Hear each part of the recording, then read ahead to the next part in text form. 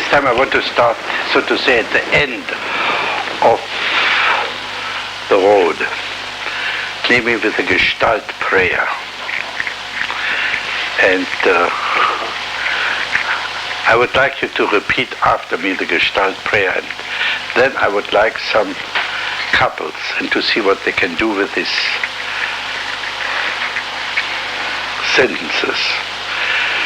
Now the Gestalt prayer goes something like that.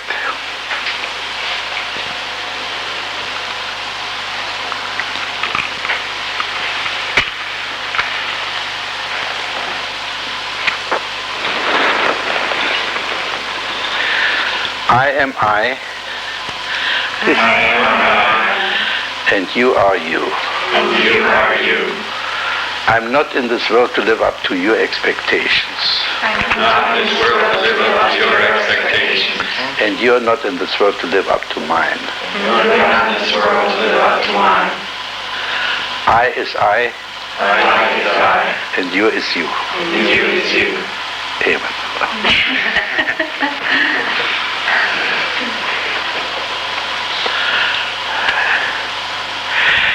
So, let's have some couples to see what they can do with this Gestalt prayer.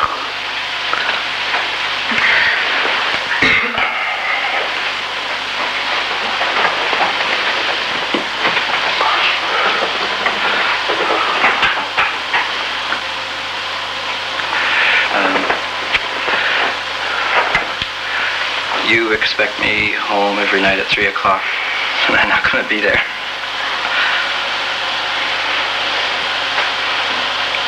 I don't think I expect that.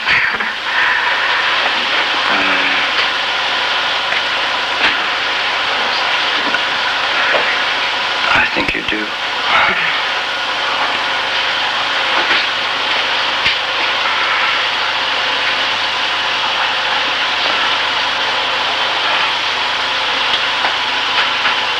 I like to feel I share with you a certain amount.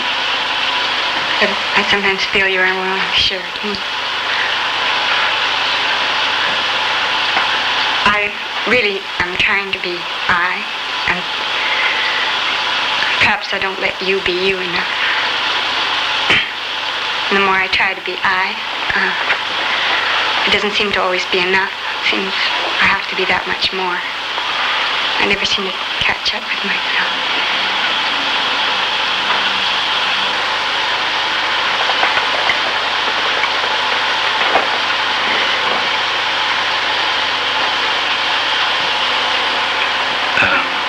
Well, if you're feeling a bit bad about being yourself and dissatisfied, that's not my problem. No. I guess I worry then about what you are, perhaps too much. In addition to worrying about where I am. If you're worrying about where I am or what I'm doing. Yeah. Now you see what happened. I gave them a task. And immediately the whole Gestalt approach is thrown out of the window. No more talking about the present experiences. No more talking about what's really happening. Instead of really communicating on the level on which they are, they start the famous mind-fucking game, which finally will end up in the blaming game. Let's try again, but at the same time, stay with the now. Always tell the other person your reaction, your thoughts. And the simplest way is to think aloud.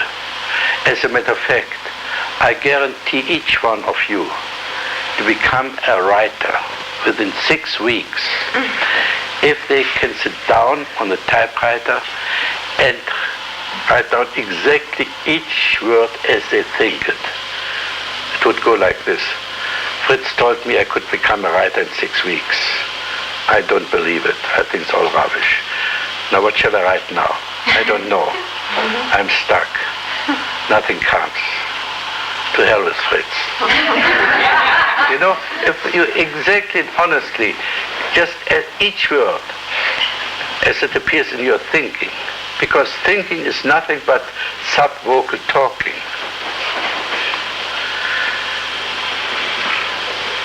What we usually do in our so-called thinking is we rehearse, we try out, and let it go through a sensor, and then let only those sentences out as they are required to manipulate the other person. See, we usually produce sentences to hypnotize the other person, to persuade, to deceive, to convince. Very seldom do we speak in order to express ourselves and bring ourselves forward. The result is that all those encounters between human beings usually are sterile. Usually either mind-fucking or manipulation. So try again on this basis, on the basis of the expectation thing, but at the same time, I experience now this, and so on. And don't rehearse, just bring out the therapy situation is a safe emergency situation. You can try out all kinds of things and to realize that the world doesn't fall to pieces if you get angry or if you're honest.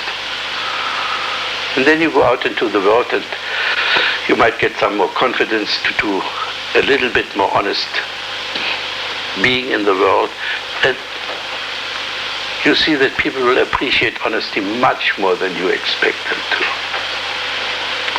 Sure, many people will be offended and peeved, but those are mostly the people who are not worthwhile cultivating as friends.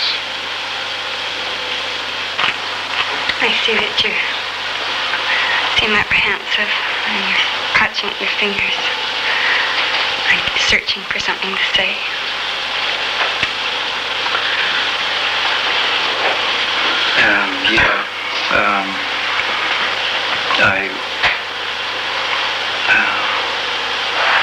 I've noticed that too, that I'm pinching myself. And I've been wondering, well, why am I doing this? Fiddling with myself. Yeah. Now, what a person does on the non-verbal level usually applies to that person which is implicit or explicitly in the thing. If he pinches himself, it means he wants to pinch her. We usually do to ourselves what we want to do to others. So pinch her. That was a gentle pinch.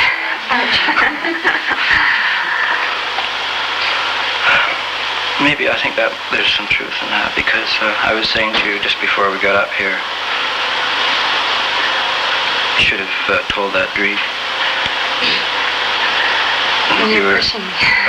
I was being a pusher. It was none of my, and I think it was none of my business what you did, because I also have a dream. Yes.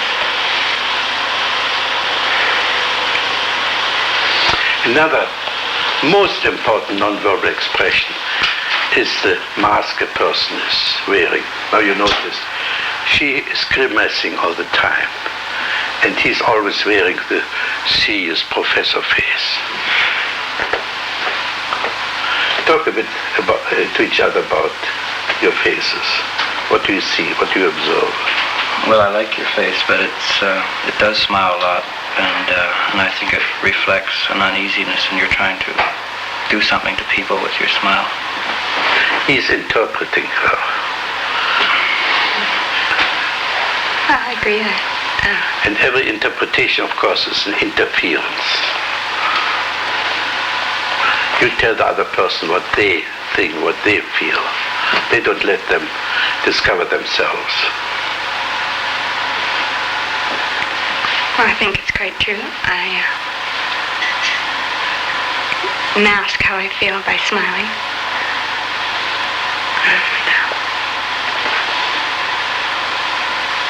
I don't like to hurt people, or maybe be too honest. Maybe that's... I find you look quite steadily and honestly. Quite quizzical. How don't you like to hurt them? Tell them, I don't like to hurt you by so and so.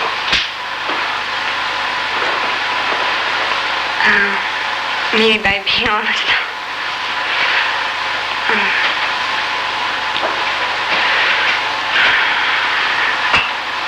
Showing that maybe I'm too dependent or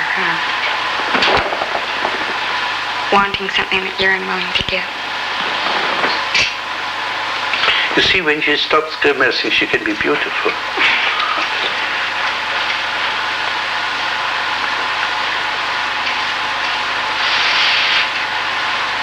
You are beautiful.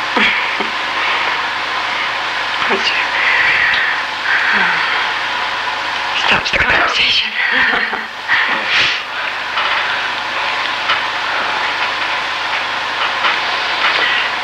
A sentence which I would like you to use, those are two, let's call it gimmicks for the time being. Two gimmicks I would like you to introduce here. One is, be very honest with where you stand. Like, I'm stuck, I don't know what to say now. You embarrass me. It's very simple if you're aware of yourself, then just to make that statement that immediately produces some kind of reaction communication. The other is to translate the famous projection screen it into I or you. It takes all the responsibility. Okay, let's take the next couple. Who was number 2?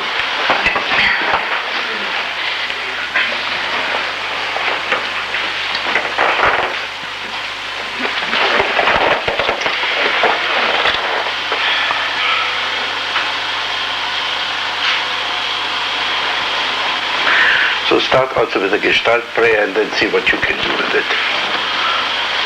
You say this to him and you say this to her. I expect you to work. You expect me to work. I expect you to be interested in my interest. You expect me to forget mine? You notice the smirk that came up in her? Just keep your eyes and ears open.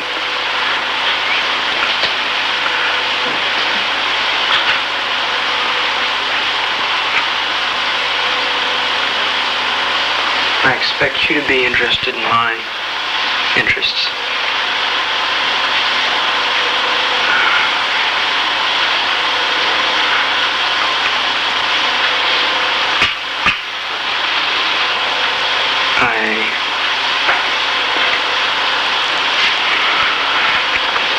I'm blank.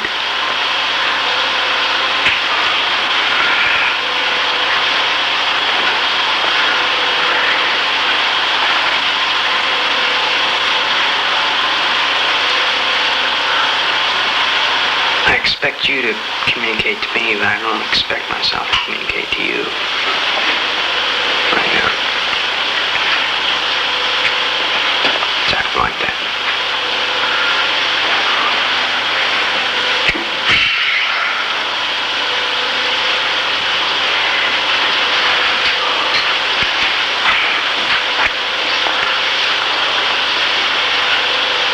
I expect you to have some of the answers, and you expect me to have all of them.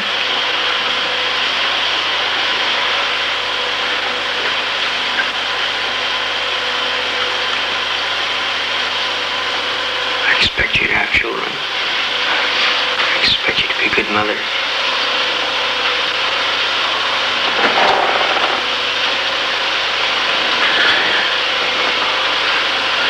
I can't see from here whether you're looking at her. Are you? Say this again and look at her. I expect you to be a good mother.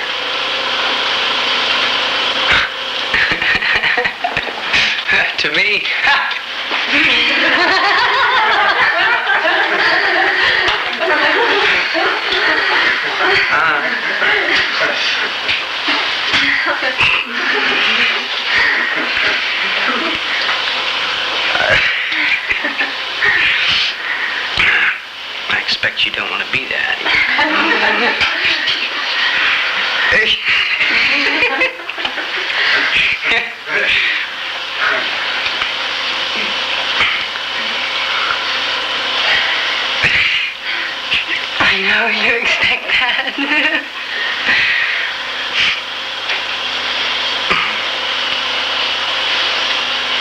expect you to give me a hell of a time in that respect.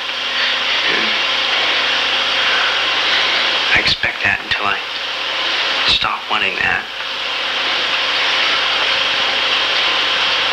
I expect your support in that respect.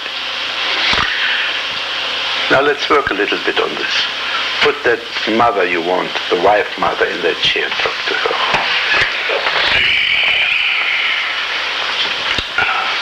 I want your support. I want your love. I want your guidance. Okay, now, be this, change seats, and give him all he wants.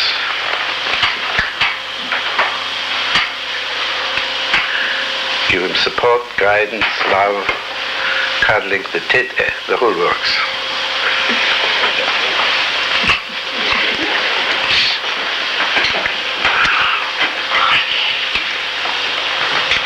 That's not my role.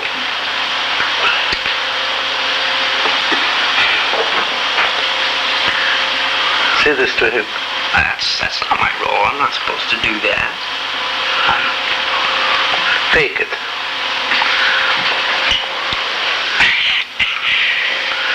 At least I expect you to have an image of what you want.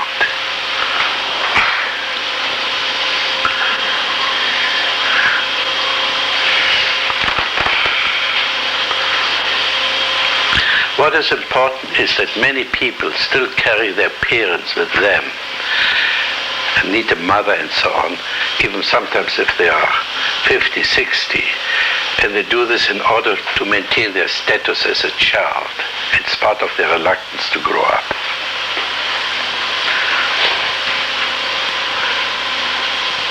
So, be the mother, give him what he wants. I don't know how. Okay, change seats. Tell the mother how. Tell that mother, wife, what you want.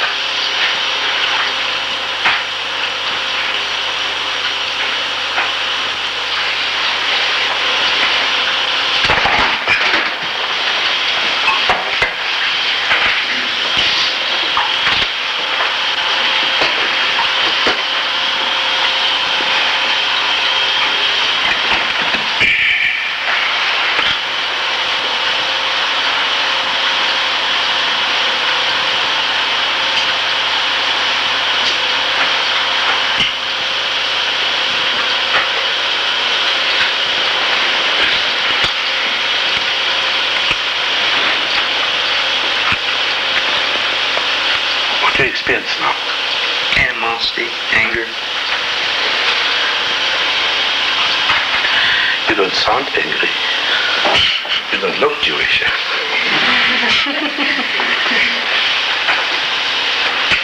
But say this to that mother. I'm angry at you.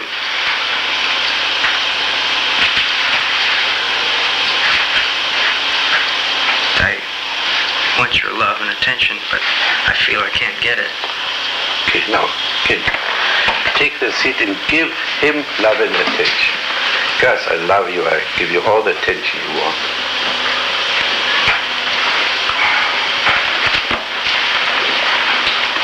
You know I love you, son, but you have to be a man. You can't do those things, and for those things you have to stand on your own feet. You have to be the man of the family.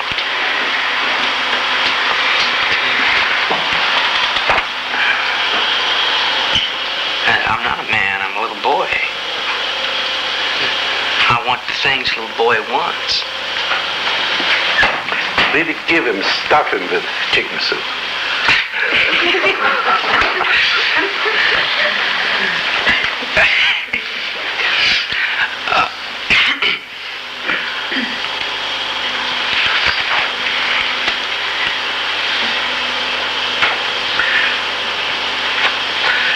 I can't put forth. Yeah. You're looking at me. What do you want from me now?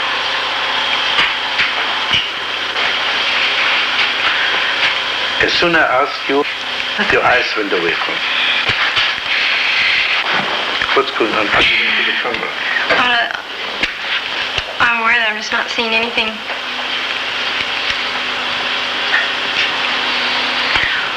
So we are probably here in an impasse. In the impasse, you get confused, dumb, go on a merry-go-round, repeating the whole thing all over, try to get out of it, but you're stuck. And the two really seem to be stuck with their expectations. Sure. Once they have established the script, this goes on for ever and ever and ever if you don't get through the impasse.